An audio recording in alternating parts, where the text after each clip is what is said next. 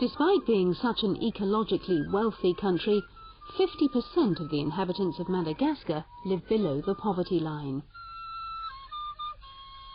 Its situation was worsened by last year's Indian Ocean tsunami, which reached the Red Island's eastern shores, damaging the infrastructure and making about 1,000 people homeless.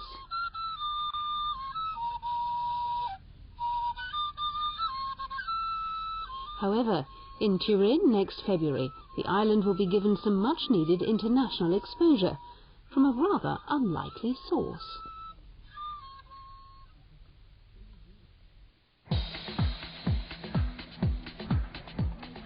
Thousands of miles from Madagascar, in the ski resorts around Quebec in Canada, a 19-year-old is preparing himself to become the first person to represent Madagascar at a Winter Olympic Games. I think that I'm changing the image of an African on skis. I was born here in snowy Quebec to a Madagascan father and a Canadian mother. But I want to make the world aware of Madagascar through skiing. People often recognize me because I'm going to the Olympics, but they don't remember the name of the country I'll represent. People don't know Madagascar at all. So I want to raise the country's profile and help its tourism and economy, which aren't doing so well right now. Razanakolona has been skiing since he was 4. When he was 9, he won a bronze medal in the slalom at the provincial Quebec Games. Now, 10 years later, Mathieu is set to ski for Madagascar, a snowless country, in the slalom and giant slalom in Torinon next year. His brother Philippe has used Mathieu's achievement to set up a non-profit-making organisation to aid the people of Madagascar. Our slogan is skiing for a country, development for a people. Madagascar is one of the poorest countries in the world, and we want to help improve the quality of life for the people there. With the publicity we can get at the Olympic Games, we hope to attract sponsors who in turn will finance certain development projects in Madagascar.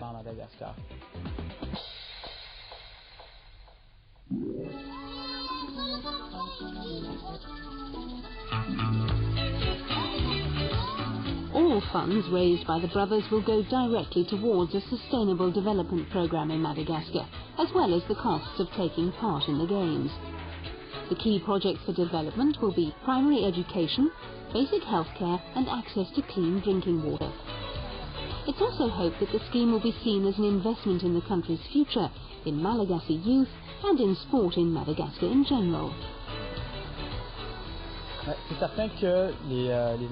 Of course, the sporting infrastructure in Madagascar isn't anything like the setup in countries in the West. You regularly still see kids playing soccer with any round object they can find there. You can see that they really enjoy playing. To me, the real essence of sport can be found in Madagascar, where kids play for fun and not for money or fame. That's very much part of the culture of sport in the West. For me, it's a purer form of sport in Madagascar, and my brother and I were really touched to see that.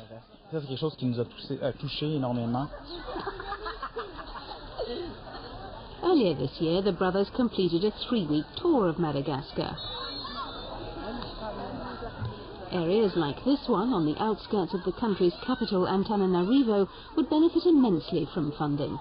Each weekend, hundreds of people turn up to support the local soccer teams.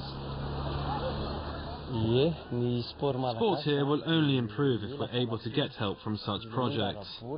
You can see what state this football pitch is in. Young people need better resources. It's strange that we have a Madagascan skier when we've never even seen snow, but it makes me very happy that he can perhaps help us and provide more footballs, socks, boots, things like that. Whilst in Madagascar, Mathieu and Philippe met the country's leaders, who lent their support to the project. In order to compete in the Winter Olympics, a ski federation had to be set up. Henri Randiandratovo was the Minister of Youth and Sports at the time. In his fight against poverty in Madagascar, the President has put tourism at the top of his agenda. And how can we make tourists aware of Madagascar? The answer is through sport. I think people will be surprised and take notice when they see Madagascar taking part in the Winter Olympic Games.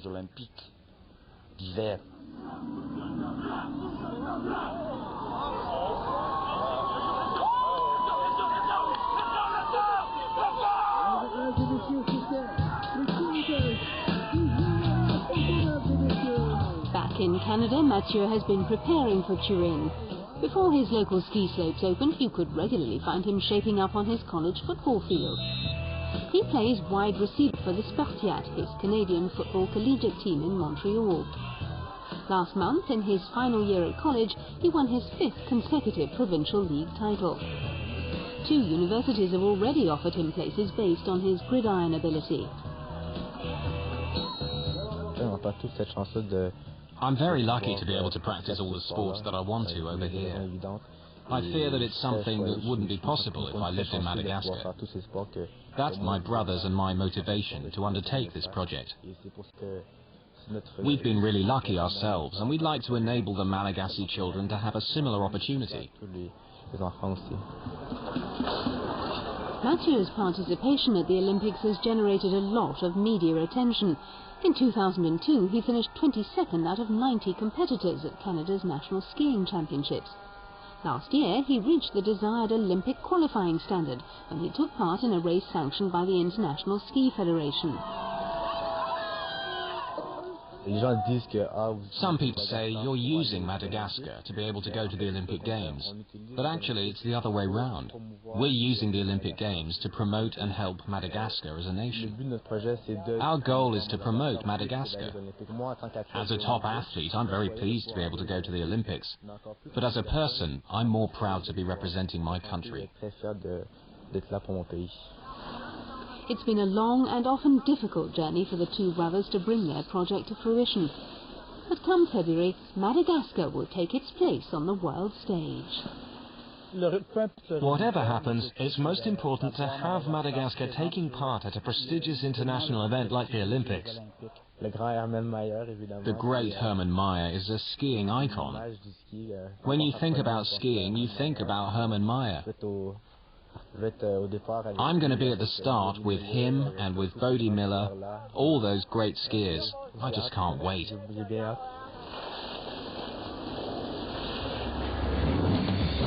Now for the rest of this week's sports news.